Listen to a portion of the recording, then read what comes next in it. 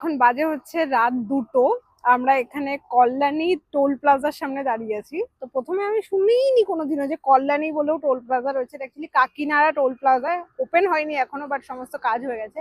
এর আগেও বহুবার এই রাস্তা দিয়ে গেছি, তো তখন কাজ চলছিল। এখন মোটামুটি রেডি তো হয়ে গেছে, বাট চালু হয়নি টোলটা। তো এখানেই সবাইকে মিট করতে বলেছে। আর কিছু মানুষ আছে যারা কৃষ্ণনগরে মিট করবে, কারণ তাদের বাড়ি থেকে কৃষ্ণনগরটা কাছে। তো এখানে এখন আমাদেরটা নিয়ে 4টে বাইক আছে, বাকিরা সবাই আসবে। আমি যতটুকুনি শুনলাম 20 জন মতো যাচ্ছে আর কি, 20 জনের বেশি হবে হয়তো। এবার দেখা যাক, সবাই আসুক। রাত 2টোর সময় এই প্রথমবার কলকাতা থেকে জার্নি স্টার্ট করছি। হয় ওই 10টা-11টার দিকে যাই, ম্যাক্সিমাম 12টা ট্রেন থাকলে। বাট 2টোর সময় ফার্স্ট টাইম রোড জার্নিটা স্টার্ট করছি। আর রাত 2টোর সময় এই কারণেই, কারণ এই সময়টা রাস্তা পুরো ক্লিয়ার থাকে, তো জ্যামটা পাওয়ার সম্ভাবনা কম থাকে। আমি সেরকম ভাবে তো রুট ম্যাপ জানি না, কোথায় কি যাচ্ছি না যাচ্ছি, বাট আজকের দিনেরটা জানি কলকাতা থেকে আমরা শিলিগুড়ি যাচ্ছি, যেটাতে মোটামুটি 12 ঘন্টা মতো টাইম লাগে। তো আজকে এখান থেকে, এখন তো 2টো বেজে গেছে, হয়তো 2:30 পৌনে 3টের দিকে স্টার্ট হবে। তো ওখানে কালকে ওরকম 4টের মধ্যে গিয়ে আমরা হয়তো পৌঁছে যাব। সবাই খুব এক্সাইটেড আমাদের জার্নি শুরু করার জন্য, বাট আরো লোক আসবে, তারপরে আমরা জার্নি স্টার্ট করতে পারবো। তো এখন আমাদের ওয়েট করা ছাড়া কিছু উপায় নেই।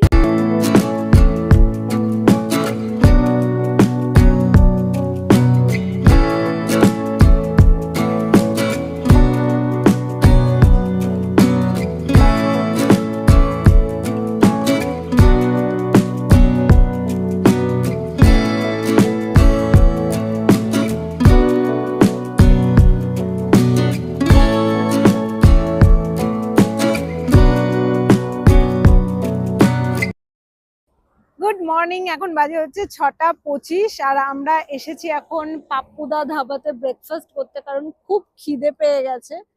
এত সকাল সকাল ব্রেকফাস্ট করার জন্য যে আমার খিদে পেয়েছে, এটা দেখি আমার খুব ভালো লাগছে। বাইকে বসে ঘুমে তো আমার চোখ পুরো এরকম হয়ে আসছে কি মনে হচ্ছে আমি কোনো নেশা টেশা করেছি। কারণ কালকে সারা রাত তো ঘুম হলো না, আজকে এখনো 4টে 5টা অব্দি ড্রাইভ করবে, মানে বাইক রাইড করবে। তারপরে গিয়ে আমরা শিলিগুড়ি পৌঁছবো, আর একটু আমরা লেটে চলছি। আর তার সাথে হচ্ছে আগের দিন আমি ঘুমিয়েছি, 8 ঘন্টার ঘুম আমার কমপ্লিট হয়েছে। জেনারেলি আমার 8 ঘন্টা হয় না, আমি 6 ঘন্টা 5 ঘন্টা এরকম ঘুমাই, বাট আগের দিন আমি 8 ঘন্টা ঘুমিয়েছি। কিন্তু ওই যে রাতের ঘুমটা না হলে যে এরকম টানটা দেয় না চোখে, সেটা সাংঘাতিক। আমি এরকম করে তাকিয়ে পড়ছি, আবার খানিকটা যাচ্ছি, আবার হচ্ছে আবার তাকিয়ে পড়ছি, এরকম ভাবে। সেটা করতে করতে অনেকটা রাস্তা চলে এসেছি। এটা হচ্ছে বহরমপুর, ওখানে টোল ছিল, বহরমপুর ফারাক্কা টোল, ওইটা পেরিয়ে জাস্ট এই ধাবাটা। আর আমাদের সবাই এখনো জয়েন করেনি। এই বাইকগুলো দেখো, এতজন মতো চলে এসছে, বাকিরা এখনো কেউ পেছনে আছে, কেউ অনেকে আগে থেকে জয়েন করবে। টোটাল শুনলাম আমাদের গ্রুপে মেয়ে আছে হচ্ছে 5টা, আর বাকি 20 জন ছেলে রয়েছে। টোটাল 25 জনের গ্রুপ আমরা যাচ্ছি। আর সবাই আসলে আলটিমেটলি জানা যাবে যে অ্যাকচুয়াল হেড কাউন্টটা কত। অ্যাপ্রক্সিমেটলি 20 থেকে 25 জন মতোই আছি বললো। কি কি বাইক আছে আমি তোমাদেরকে একবার দেখিয়ে দিই। রয়্যাল এনফিল্ড, এটা হন্ডা CB350 RS, এটা আমাদের বাইকটা হিমালয়ান, এটা আছে হচ্ছে KTM, এটা কি আছে, এটাও হিমালয়ান রয়েছে, হিমালয়ান অ্যাডভেঞ্চার এটা রয়েছে। এই দেখো বাইকগুলো, বেশি না, একটুখানি ওই রেল লাইনের আগেটা একটু আছে, আর তোমার একটা এই অবধি আমাদের বাইক। এটা সুজুকি।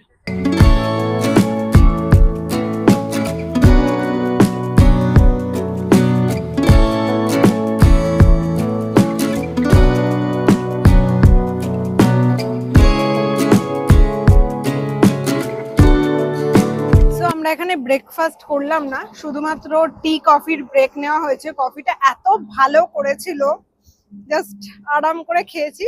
আর সবাই বললো যে মালদাতে গিয়ে ব্রেকফাস্ট করা হবে, ওখানে কোনো একটা হোটেল বলা আছে, এখান থেকে খেতে বারণ করছে, কারণ খেলে আরো নাকি ঘুম পেয়ে যাবে। তো ওই জন্য খাওয়া দাওয়া করিনি, শুধু চা খেলাম। এবার আমরা যাবো।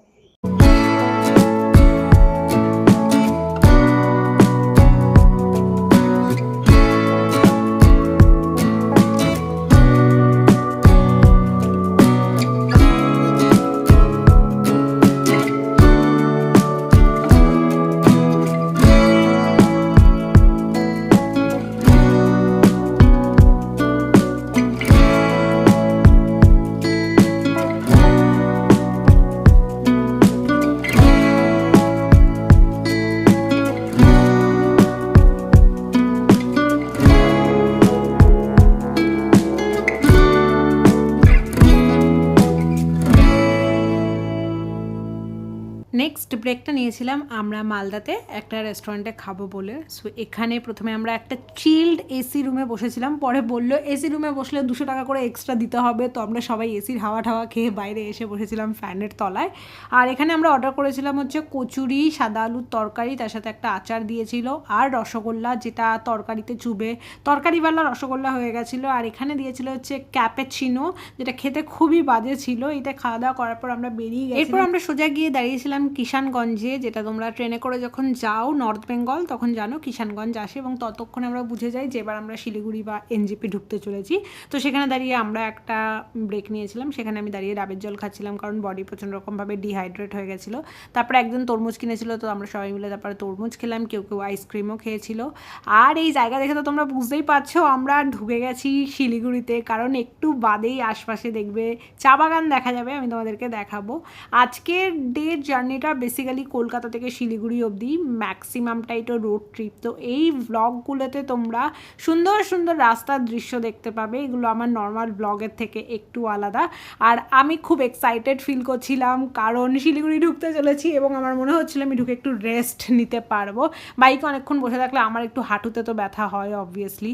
আর এই দেখো পাশ থেকে আমাদের রাইডার সব যাচ্ছে, আর যা লাগে না একটা আলাদাই ফিলিং আসে সবাই যখন রাইডিং জ্যাকেট পরে এরকম গ্রুপে একটা ট্রিপে বেরোয়, তো একটা আলাদা রকম ফিল হয় জ্যাকেট ট্যাকেট পরার পর।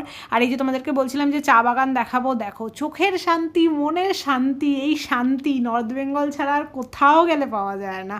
সো আমরা কিন্তু নর্থ বেঙ্গল যাচ্ছি না, আমরা যাচ্ছি হচ্ছে সিকিম, বাট আসতে হবে তোমাকে শিলিগুড়িতেই বা এনজিপিতেই, এখান থেকেই তুমি চারিদিকে ভাগ হয়ে যেতে পারবে। সো চা বাগান দেখতে দেখতে আমরা এখন সোজা চলে যাব হচ্ছে আমাদের স্টে যেখানে শিলিগুড়িতে বুক করা হয়েছে সেখানে।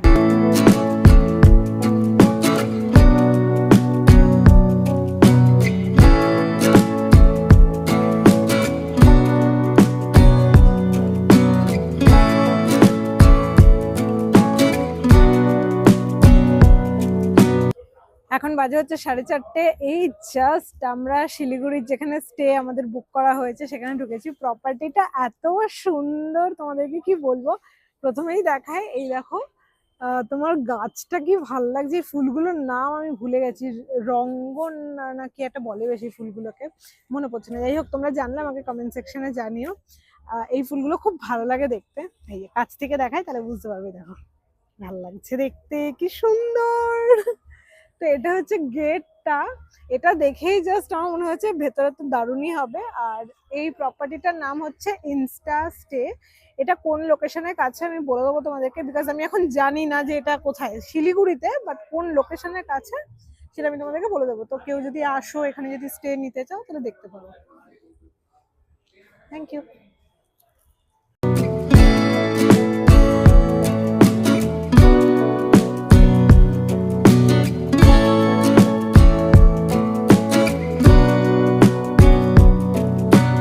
তো এটা হচ্ছে তোমাদের শিলিগুড়ি স্টেশন যেটা রয়েছে, সেই স্টেশনের একদম কাছে, মানে এই রাস্তাটা দিয়ে আমরা এলাম। এখান থেকে বাইরে বেরিয়ে একটুখানি এগোলেই হচ্ছে শিলিগুড়ি স্টেশন। তো আমি এখান থেকে জানলাম যারা বুক করেছে, আমি যে রাইডিং গ্রুপের সাথে এসেছি যাযাবর বাঙালি বলে, তো ওরাই বললো। আর এখানকার নাম হচ্ছে এই যে ইনস্টা স্টে।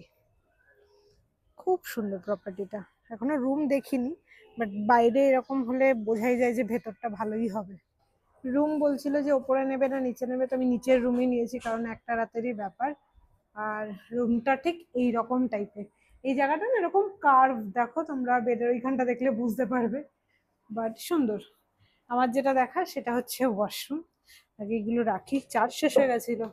মৌসুমীর জ্বর, ওকে ফোন করলাম যে কেমন আছে।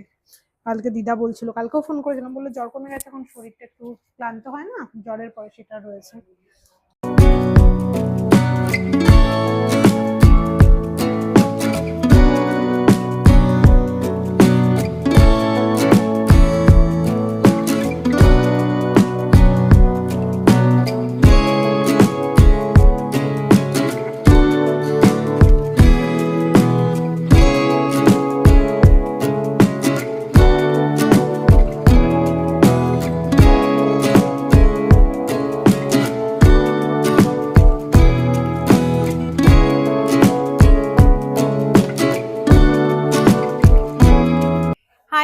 বাজে হচ্ছে 6টা, স্নান টান করে ফ্রেশ হয়ে গেছি। আমাকে জাস্ট বিছানা টানছে, বলছে ঘুমিয়ে পড়ো। কিন্তু সবাই প্ল্যান করেছে এই পাশেই হংকং মার্কেট রয়েছে, বললো হেঁটেই যাবে। তো বললো এখন ঘুমাতে না, কারণ এখন ঘুমালে যে বেকায়দা টাইমে ঘুমটা ভাঙবে, তারপরে রাত্রে শুতে আবার অসুবিধা হবে। তো বলেছে সন্ধ্যেটা কোনোভাবে কাটিয়ে নিয়ে 9টার মধ্যে খেয়ে দিয়ে সব শুয়ে পড়বে। কালকে আমরা এখান থেকে যাব হচ্ছে মাঙ্গান। আর ফ্রেশ ট্রেশ হয়ে গেছি। এটা হচ্ছে আজকে আমার OOTD।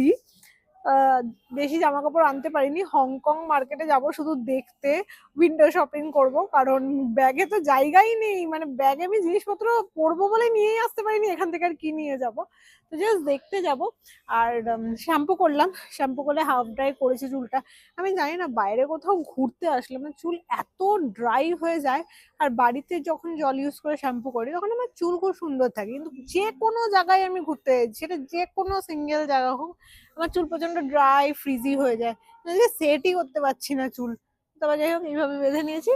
সো এখন সবাই ওয়েট করছি, কয়েকজনের হয়নি এখনো রেডি হওয়া, তারা হয়ে এলে আমরা সবাই মিলে বেরোবো।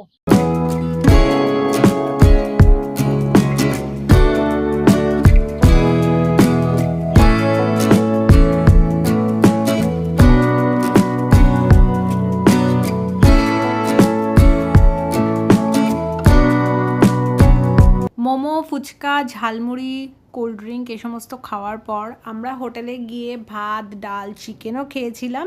এবং বাকিরাও সবাই চলে এসেছিলো। 2জন খড়গপুর থেকে এসেছিলো এবং 2জন কলকাতা থেকে এসেছিলো, কিন্তু তাদের আসতে অনেকটা রাত হয়ে গেছিলো। তো তারা আসলো, তাদের সাথে একটু কথাবার্তা বললাম এবং তারপরে আমরা ঘুমিয়ে পড়েছিলাম। নেক্সট ব্লগ আসছে খুব তাড়াতাড়ি। আজকে ব্লগটা এই পর্যন্ত। Thank you so much for watching. Bye, I love you all, see you soon, tata.